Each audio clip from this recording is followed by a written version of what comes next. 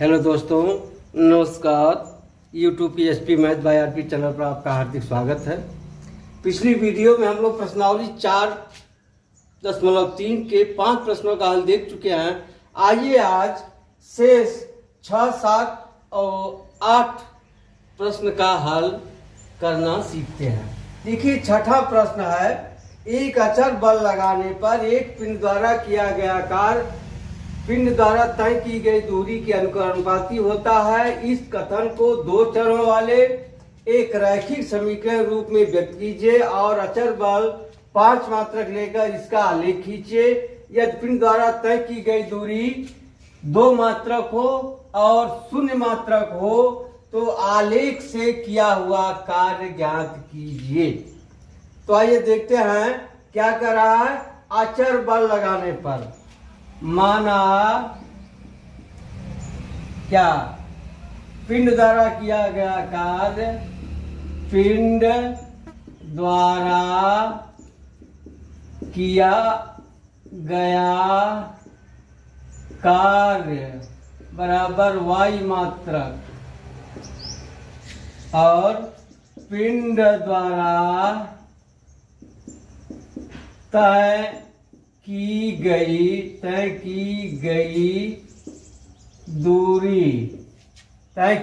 दूरी बराबर x मात्रक।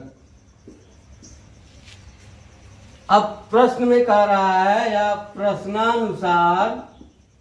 प्रश्नानुसार अचर बल लगाने पर पिंड द्वारा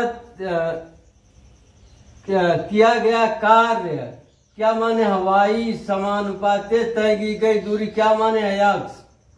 अब इसको खत्म करना है। आप जानते हैं y बराबर एक अचर लिख करके यह लिख दिया जाता है kx, जहां k बराबर अचर या इसे कहते हैं स्थिरांक या नियतांक या इसी को आप कह दीजिए बल। क्या कह देंगे? बल। अब सवाल में दिया है अचर बल 5 मान लिया जाए। दिया है k बराबर 5 मात्रक, तब समीकरण क्या हो जाएगा? y बराबर 5x। यही हो गया 2 चर के रूप में इस सवाल का समीकरण।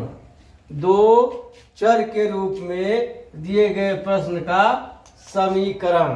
अब क्या कर रहा है? इसका आलेख खींचिए। क्या करना है? आलेख खींचना है।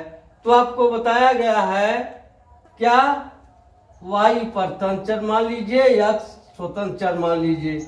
तो इस तरह से एक कप सारणी बना लीजिए। कम से कम 3 बनाना चाहिए या अधिक से अधिक 5। 2 से भी बन जाएगा। यहाँ x मान लीजिए, यहाँ y। चलिए x बराबर हम 0 मान लेते हैं, तो y बराबर क्या हो जाएगा? जब यह 0 हो जाएगा तो y बराबर भी 0 हो जाएगा। ठीक। अब x बराबर हम मान ले रहे हैं 1, तब y बराबर क्या हो जाएगा? 5 इकाई 5, ये हो जाएगा 5। और x बराबर हम 2 मान ले रहे हैं, तब y बराबर क्या हो जाएगा? 5 दूनी 10। चलिए इस 3 से निकाल दिया जाए। अब आप क्या करेंगे? x अक्ष और y अक्ष बना लेंगे। देखिए स्केल से आप बनाइएगा, सीधी रेखा होनी चाहिए। यहाँ हाथ से बनाने में थोड़ा बहुत टेढ़ा हो सकता है। यह हो गया x अक्ष या y अक्ष, x डैश अक्ष, y डैश अक्ष, यह हो गया मूल बिंदु। अब 0 0, देखिए 0 0 यही होगा। फिर है 1 5, भुज 1 है, कोटि 5 है। चाहे तो आप इसको इस तरह लिख सकते हैं 0 0, फिर 1 5, फिर 2 10। अब क्या करेंगे? 0 0 तो हो गया। अब 1 5, देखिए x अक्ष पर 1, यह भुज है, x अक्ष पर 1 और y अक्ष पर 5। 1 2 3 4 5। 1 2 3 4 5। अब इसी के सीध में करीब यहाँ आ जाएगा, यह हो गया 1 5, क्या 1 5। फिर है 2 10।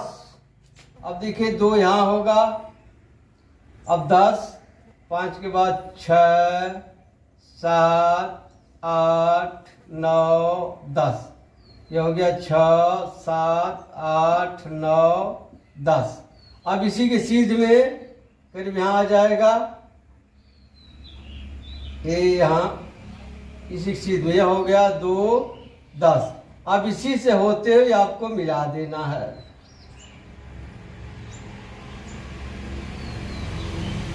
क्योंकि मूल बिंदु से जाएगी इस तरह से, स्केल से आप मिलाइएगा। देखने में टेढ़ी लग रही, टेढ़ी नहीं होना चाहिए, टेढ़ी नहीं होना चाहिए रेखा। इस तरह से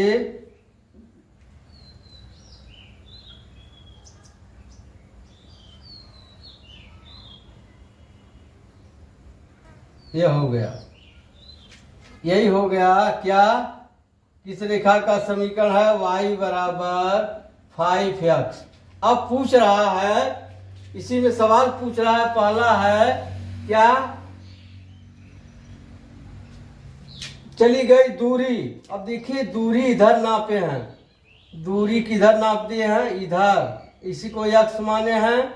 और यह क्या है, कार्य, कार्य को किधर नापे, इधर, इसको क्या मान लिए हैं, y।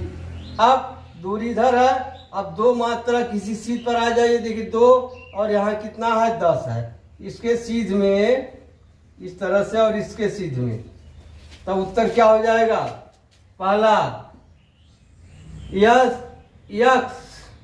बराबर 2, तो पिंड द्वारा किया गया कार्य बराबर कितना आ जाएगा, 10 मात्रक, 10 मात्रक। कितना हो गया, 10 मात्रक। क्यों, क्योंकि भुज 2 है तो कोटि 10 है, दूरी x है तो कार्य 10 है।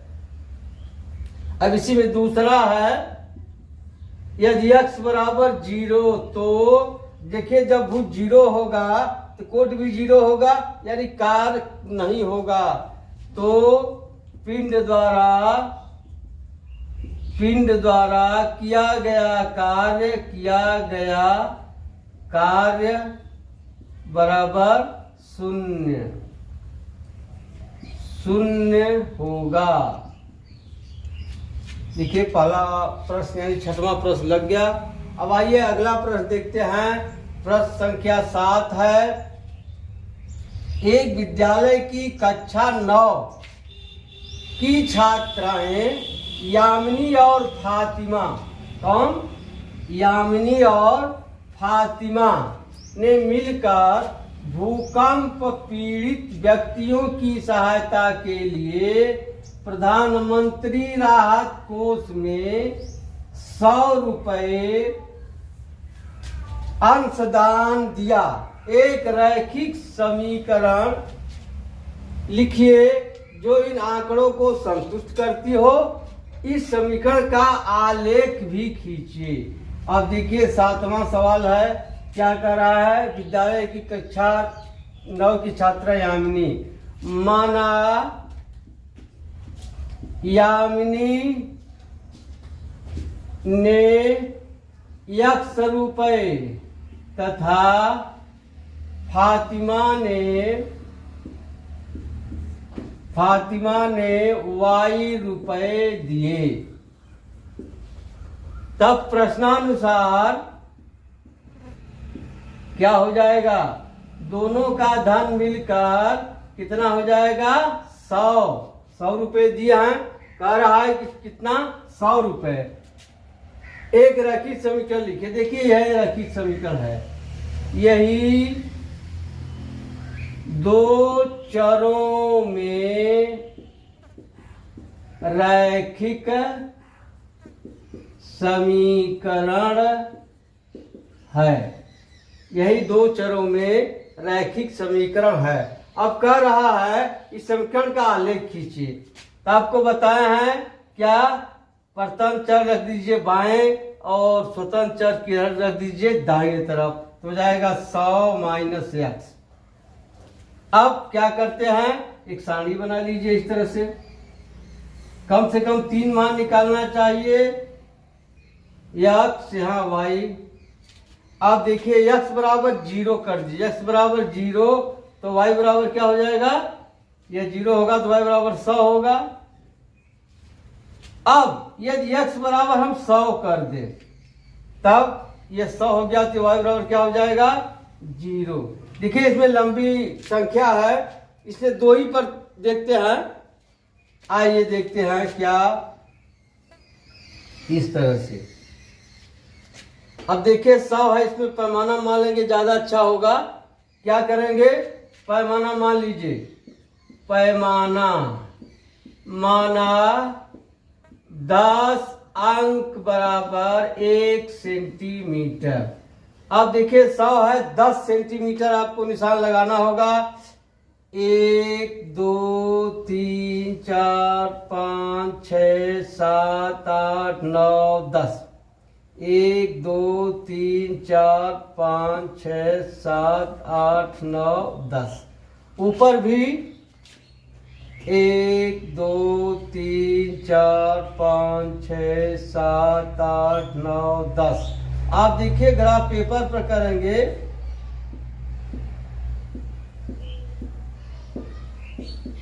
हाँ। अब चलिए दर्शाइए, देखिए 0 100 क्या निर्देशांक निकल गया है, 0 100 और दूसरा है 100 और 0। अब देखिए भुज 0 है, कोटि क्या है 100 है, 100 में 10 को भाग देंगे 10 आ जाएगा, यही है निर्देशांक। क्या है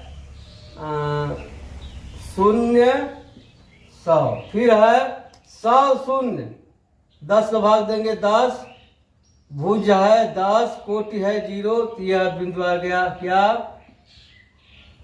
100 0। अब इसी को मिला दीजिए, इस तरह से मिलाते हुए आगे बढ़ा दीजिए। यही हो गया रेखा का समीकरण। यह रेखा कौन सी है, x प्लस वाई बराबर 0, यही रेखा का समीकरण है। ठीक, अब आइए अगला प्रश्न देखते हैं। प्रश्न संख्या 8।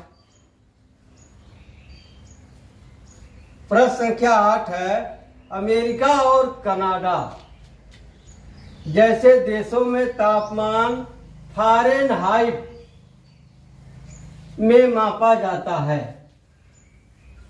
जबकि भारत जैसे देशों में तापमान सेल्सियस में मापा जाता है। यहाँ फ़ारेनहाइट को सेल्सियस में रूपांतरित करने वाला एक रैखिक समीकरण दिया गया है। F बराबर 9/5C प्लस 32। पहला सवाल है, यह सेल्सियस को x अक्ष और फ़ारेनहाइट को y अक्ष मानकर दिए गए रैखिक समीकरण का आलेख खींचिए। दूसरा सवाल है, यह तापमान 30 डिग्री सेंटीग्रेड है तो फ़ारेनहाइट में तापमान क्या होगा। तीसरा सवाल है, यह तापमान 95 फ़ारेनहाइट हो तो डिग्री सेंटीग्रेड में क्या होगा। इसी तरह से चौथा है, पांचवा है। आइए देखते हैं प्रश्न नंबर 8। पहला सवाल क्या है,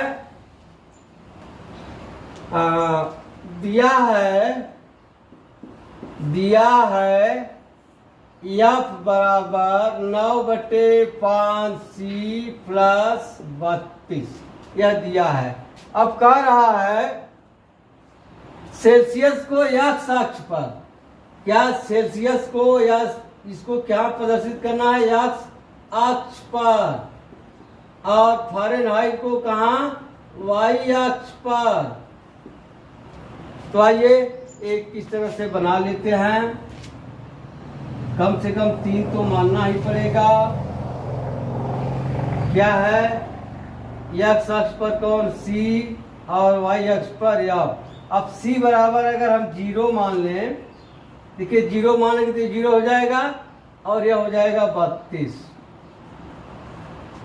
ठीक, यदि c बराबर हम 40 मान लें, अब देखिए c बराबर हम 40 मान लेते हैं तो यह बराबर क्या हो जाएगा 9/5 गुणे 40 धन 32, 5 8 40, 9 8 72, 72 प्लस 32 क्या हो जाएगा,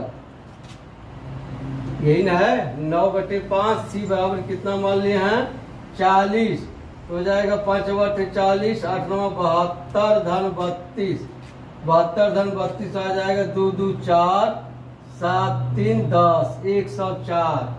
कितना आ जाएगा, यहाँ 40 मानने पर यहाँ आ गया 104। अगर मान ले c बराबर हम 5 मान लें, c बराबर 5 मान लें, तब देखिए 5 से 5 कट जाएगा, 32 9 कितना होगा 41, ये होगा। अब चलिए इतने पर खींचते हैं, क्या करेंगे, मान लीजिए x अक्ष और y अक्ष, यह x अक्ष हो गया और यह y अक्ष, यहाँ मूल बिंदु। आप देखिए आपको कुछ मानना पड़ेगा, अंक बड़ा है 32 है। अब मान लेते हैं एक अंक बराबर पैमाना 1 सेंटीमीटर बराबर 8 अंक, 8 अंक मान लेंगे तो देखिए यह x अक्ष को प्रदर्शित करना है, यह क्या है डिग्री सेंटीग्रेड और यह है डिग्री फ़ारेनहाइट, इधर चल रहा है। ठीक, अब 32 है, 8 चौका 32, 4 1 2 3 4, 8 चौका 32 हो गया। अब इसमें भाग देंगे क्या आ जाएगा, 8 इकाई 8 बचेगा 2, 8 3 24, 13 आ जाएगा।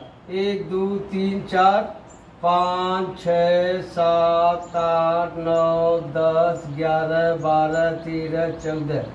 अब देखिए हो जाएगा 1 2 3 4 5 6 7 8 9 10 11 12 13 14। देखिए सेंटीमीटर में लिखा है। अब यह हो गया x अक्ष पर। अब y अक्ष पर क्या माने हैं, पैमाना वही 1 सेंटीमीटर और 8 अंक, तो यहाँ 40 है, या चलिए 8 ही अंक माने, नहीं तो दूसरा मान ले तो अच्छा रहता, क्योंकि अंक इसमें भिन्न। चलिए 8 से मानिए, क्या हो जाएगा, यहाँ 1 हो गया, फिर 8 5 40, यहाँ हो जाएगा 2 3 4 5 हो गया। अब चलिए इसको दर्शाइए। अब देखिए क्या है, 0 32 है, क्या है पहला 0 32। अब 0 तो यही रहेगा। अब 32 या y अक्ष पर जाएगा, कहाँ जाएगा, y अक्ष पर,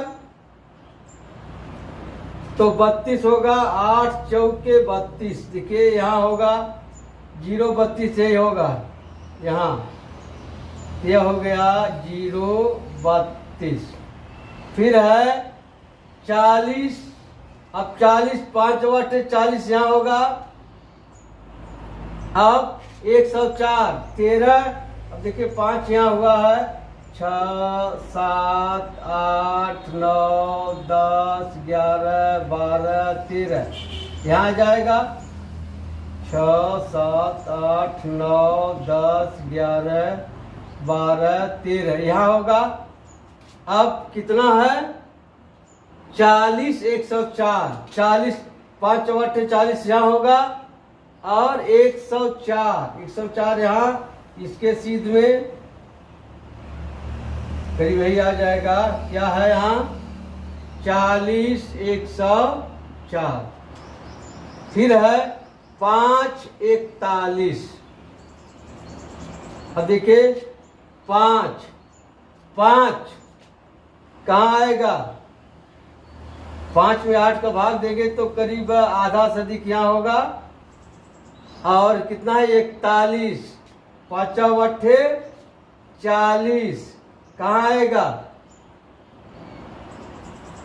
40 में कितने से भाग देंगे? 8 से। 8 पचे 40, क्या आ जाएगा?